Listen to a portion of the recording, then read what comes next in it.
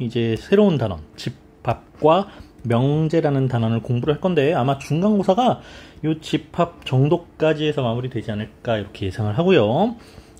여러분들이 지금까지 경험하지 않았던 종류의 수학 단원이라서 조금 당황스러울 수도 있는데 조금 논리적인 부분이 필요한 단원입니다. 근데 아주 어렵지는 않고요. 예전에는 중학생 때 중학교 1학년들이 배웠던 단원이에요. 이 중학생들이 배웠던 단원이 중학교 3학년, 그 다음에 지금은 고등학교 1학년으로 넘어가서 공부를 하는 거니까 아주 어렵게 느끼지는 않았으면 좋겠다.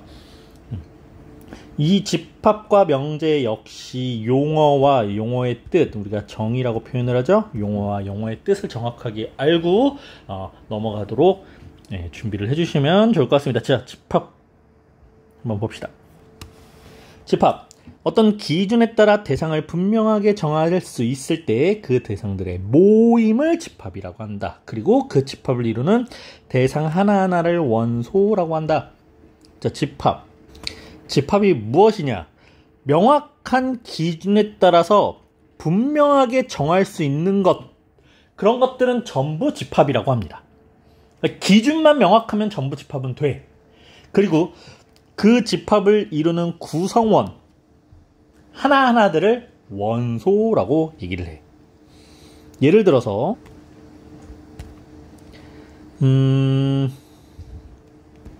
5보다 작은 자연수.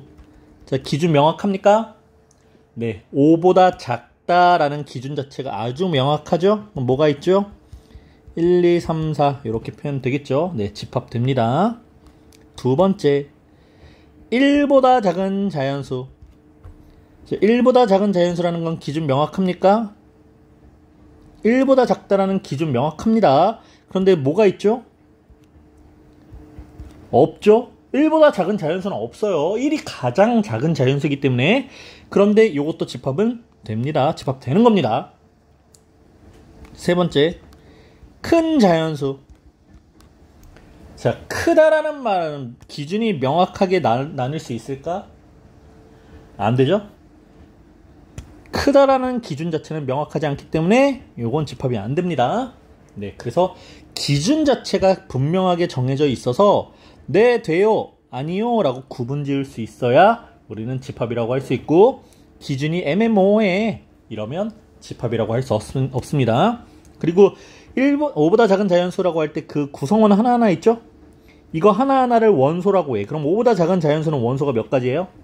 네, 4개의 원소가 있습니다. 자, 집합과 원소 사이의 관계. 우리가 보통 집합은 대문자를 사용할 거고요. 원소는 소문자로 표현을 많이 할 건데, 소문 A가 집합 A의 원소일 때 A는 집합 A에 속한다 라고 표현하고 기호로 이렇게 나타납니다. 자, 요 기호는 뭐 외워라 할 필요 없습니다. 벌써 외웠을 겁니다. A라는 원소가 집합 A에 속한다. 삼지창이죠. 자, 삼지창이고요.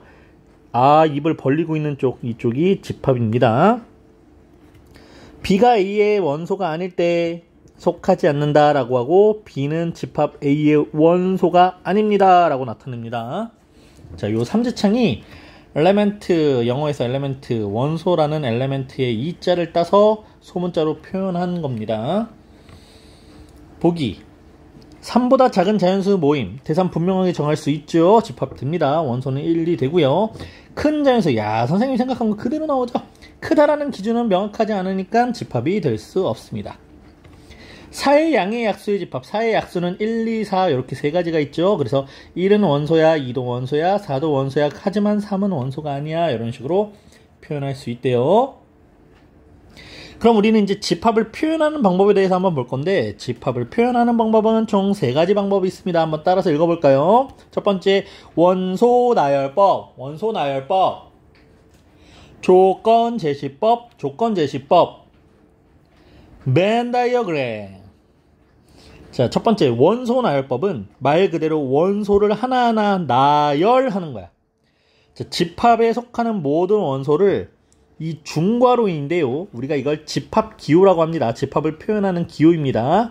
집합기호 중괄호 안에다가 원소를 하나하나 나열해서 적는 방법, 이걸 원소 나열법이라고 합니다. 그런데 이 원소 나열법으로 원소를 나열할 때 중복되는 수를 2번 적지 않아요. 네, 적을 때 순서에는 상관이 없습니다. 네, 마음대로 적어도 돼요.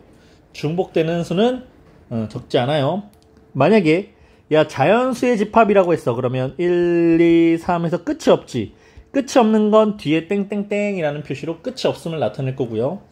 우리가 100보다 작은 자연수 그러면 1부터 99까지 다 쓸 수는 없지. 그러니까 줄임표와 마지막에 원소 2개 정도, 한두 개 정도를 적으면서 이렇게 줄여줄 겁니다.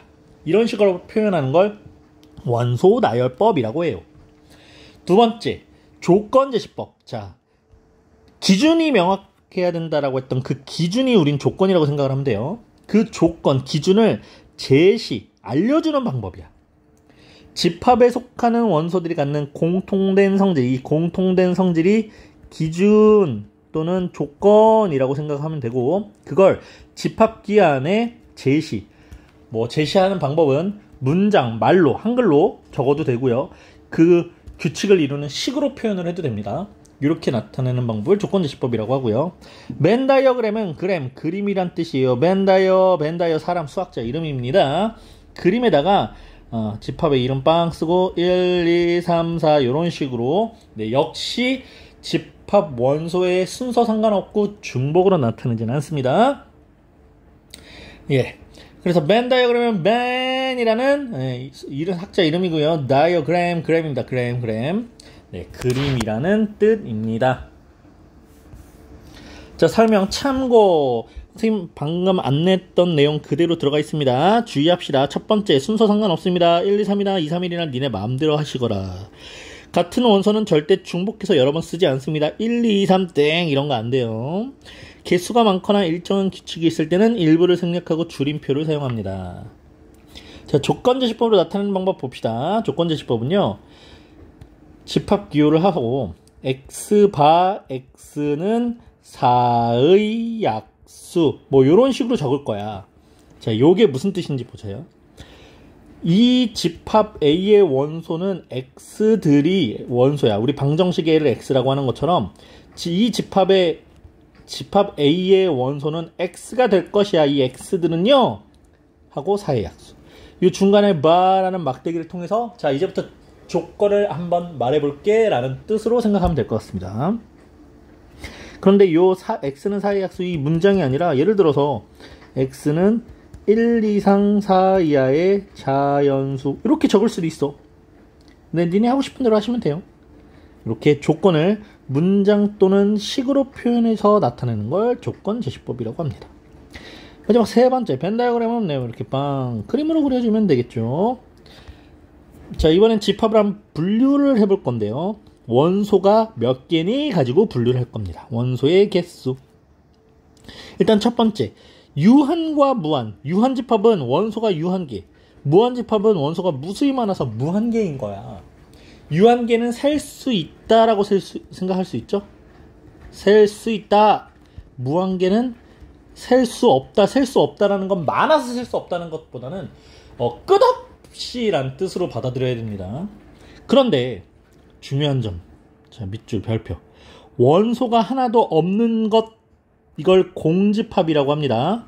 그리고 집합 기호로 이렇게 나타내요. 아침 먹고 땡처럼 생겼지만 이게 공집합입니다. 네, 여기 집합 기호 없습니다. 그냥 이렇게 나타내야 공집합이에요. 이 공집합은 원소가 0개야.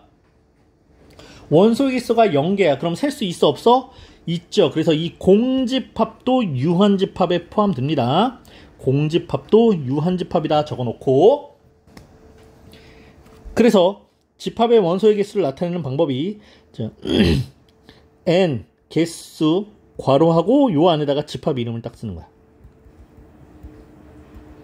지금 요거는 집합 A의 원소의 개수라는 뜻이야. 그럼 공집합의 원소 개수는 0개가 되겠죠? 네. 그래서 1번. 공집합의 원소의 개수가 0이므로 유한집합이다. 공집합 유한집합이야. 유한집합이라는 거 잊으면 안 됩니다. 자, 참고 한번 찍고 갑시다. 1번. 첫 번째 기호는 공집합 기호고요. 두 번째 기호 공집합 아닙니다. 아침 먹고 땡이라는 원소가 있는 거예요. 얘들아. 집합은 숫자로만 이루어진 건 아니야. 집합에 기역, 니은, 디귿 이렇게 들어갈 수도 있고, 집합 안에 A, B, C 알파벳이 들어갈 수도 있고, 집합 기호 안에 아침 먹고 땡, 땡땡, 땡땡 뭐 이런 게 들어갈 수도 있어. 숫자, 문자, 그림 전부 원소가 될 수 있습니다. 그래서 우리 집합 기호 안에 들어가 있는 요거는 아침 먹고 땡, 동그랑땡입니다. 동그랑땡. 요건 공집합 기호고요. 요건 동그랑땡이라는 원소를 가지고 있는 집합입니다. 자, 0이라는 원소를 가지고 있는 집합이고요. 그래서 공집합의 원소의 개수는 0개이지만 동그랑땡 또는 0이라는 수를 가지고 있는 집합의 원소의 개수는 0개가 아니라 1개라는 거 주의하면서 네, 문제풀이로 넘어가 볼게요.